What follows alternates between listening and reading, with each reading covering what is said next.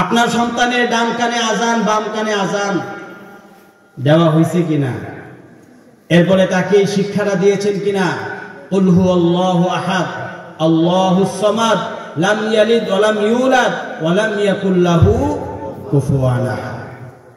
আপনারা বলেন তো, আপনার আমার একটা নাম আছে না নাই?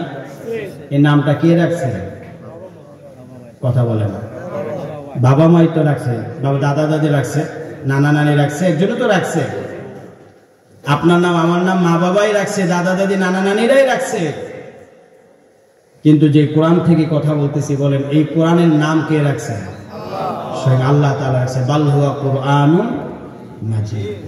আমরা যে রাসূলের উপর ঈমান এনেছি, আমাদের জীবনের চাইতে যে রাসূলকে ভালোবেসেছি, সেই রাসূলের নামটা কে রেখেছে? আরো জোরে কয় না? আরেকজন জিজ্ঞেস করে, হুজুর তাহলে আল্লাহর নামটা কে রাখছে? আল্লাহ তাআলার তো মাও নাই বাপও নাই।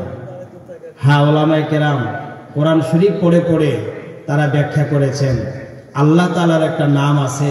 আল্লাহ তাআলার তো মাও নাই বাপও নাই, দাদাও নাই দাদিও নাই, ছেলেও নাই মেয়েও নাই। আল্লাহ তো আল্লাহই, তার নামটা খেয়ে রাখবেন। আল্লাহ রাব্বুল আলামিন বলেন, ইন্নানি আনাল্লাহ,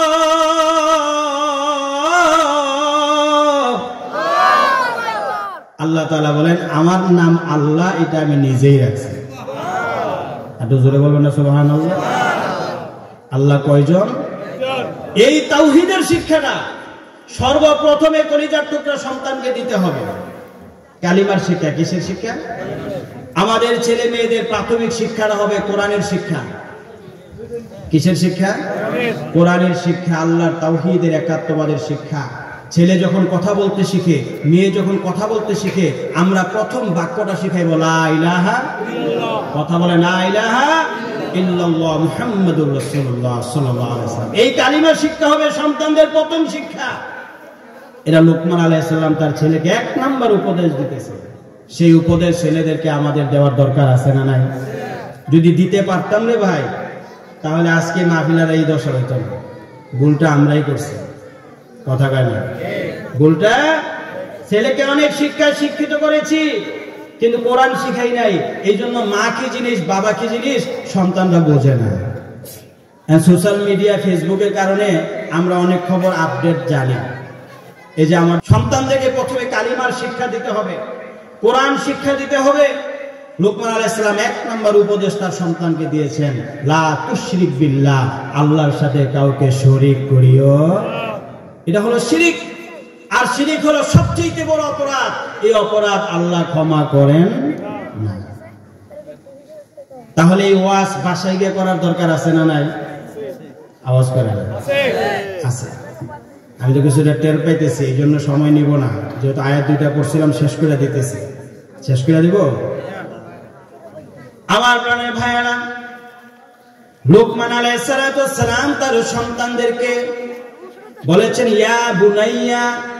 আরবিতে বুনাইয়া শব্দটা হলো সবচাইতে বড় আদরের শব্দ। আমরা আমাদের কলিজার টুকরা সন্তানদেরকে সম্বোধন করি বাবা, কলিজা, নয়নের মণি, সোনার মণি, এক একজন এক একভাবে সন্তানকে ডাকে। আরবি ভাষায় বুনাইয়া শব্দটা হলো সবচাইতে বড় আদরের শব্দ। লুকমান আলাইহিস সালাম আমাদেরকে বুঝায় দিলেন, সন্তানকে যখন নসিহত করবেন এরকম আদরের সম্মান সূচক ডাক দিয়া নসিহত করতে হবে। জোরে বলেন আল্লাহু আকবার। মহব্বত নিয়ে, ভালোবাসা নিয়ে, আদর দিয়ে তাদেরকে দ্বীনের কথা শোনাইতে হবে, বুঝাইতে হবে। যখন লুকমান আলাইহিস সালাম তার সন্তানের কাছে আল্লাহর পরিচয় দিতেছেন, কার পরিচয়? আওয়াজ করে বলেন, কার পরিচয়? আল্লাহর পরিচয় দিতেছেন, তখন আল্লাহ তাআলা বলতেছেন যে আমার দায়িত্ব এসে গেছে, তোমার সন্তানের কাছে তোমার পরিচয় তুইলা ধরা। সুবহানাল্লাহ কয় না? এরপর আল্লাহ রাব্বুল আলামিন সূরা লুকমানের 14 নম্বর আয়াতে বলেন, ওয়া ওয়াসাইনাল ইনসানা বিওয়ালিদাইহি।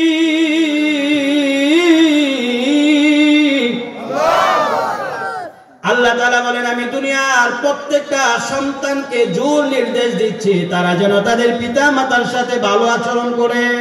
সুবহানাল্লাহ। লুকমান তার ছেলেকে আল্লাহর পরিচয় দেয়, আল্লাহ তাআলা তার ছেলের কাছে লোকমানের পরিচয় দিয়া দেয়। কারণ বাপ হইয়া সন্তানকে কেমনে বলবে মা বাবার সাথে সদাচরণ করবা, আল্লাহ তাআলা বলেন আমি আল্লাহ দায়িত্ব নিয়া তোমার সন্তানকে নসিহত করে দিলাম।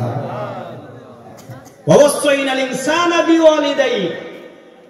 আজকে এই সমাজের ম্যাক্সিমাম মা বাবা যারা সন্তানের উপরে বিরক্ত, আমাদের কাছে কমপ্লেইন করে, হুজুর আমার সন্তান আমার কমন মানে না, আমার হুকুম মানে না, আমার আইন মানে না, হুজুর আমার কথা মতো চলে না, কথায় কথায় বেয়াদবি করে, ধমক দেয়, ঝাড়ি দেয়। এক বৃদ্ধা মা এসে বলে আমার সন্তান আমার ঘাড় ধাক্কা দিয়ে হুজুর আমাকে রাস্তায় ফেলাই দিয়েছে। নাউজুবিল্লাহ জোরে বলেন। আপনি আমি যে এত বড় হয়েছি, একদিন কল্পনা করছেন আপনার আমার মার কত পরিশ্রম ছিল, বাবার কত পরিশ্রম ছিল? কথা বলেন, ছিল কি ছিল না? আপনি মা বাবা হয়েছেন, আপনি টের পাইতেছেন না কত পরিশ্রম ছিল? একটা মা একটা সংসারে গাদার মতো খাটে, সারা রাত দিন দিন রাত 24 ঘন্টা একটা মা একটা বাবা সন্তানকে মানুষ করার জন্য তারা খাটে। কোনো পরিশ্রমিক নাই, কোনো টাকা নাই, পয়সা নাই, বিনা পারিশ্রমিকে নিঃস্বার্থভাবে একটা মা একটা বাবা সন্তানের জন্য সারাদিন পরিশ্রম করে বেড়ায়। সন্তান হাঁটু করে রাখে, মা হাঁটু করে দিছে, কথা বলে না। মা কি করে সন্তানটা ধাক্কা দিয়ে ফালাই দেয়? হাঁটু করে দিছে বলে মা আরো খুশি হয় যে আমার ছেলেটা হাঁটছে। সুবহানাল্লাহ কয় না? মার কাছে মধুর মতো লাগে। মা কি করে ছেলেটাকে বুকে জড়ায় জড়ায় গোসলখানা নেয়, ওয়াশরুমে নিয়ে ক্লিন করে পরিষ্কার করে এরপরে গালে চুমা দেয়, ক্লিন করে আনে। আমার আল্লাহ বলেন মা যেভাবে তার কলিজার টুকরা সন্তানকে ক্লিন করে পরিষ্কার করে খুশি হয় ছেলের গালে চুমা দেয়, আমার কোনো বান্দা যদি গুনাহ কইরা বলে আল্লাহ গুনাহ কইরা লাইছি, একটু হাত উঠায় আমার কাছে তওবা করে আমাকে ডাক দেয়, আমি মার চাইতে বাবার চাইতে আমার এই বান্দার গুনাহগুলো মাফ করে মা বাবার চাইতে বেশি আনন্দ অনুভব করি। চিনলাম না তো সে আল্লাহকে, আমরা চিনলাম না। মা যদি খুশি হয়, বাবা যদি খুশি হয়, আল্লাহ তার চাইতে কোটি গুণে বেশি খুশি হয়। বলেন আল্লাহু আকবার।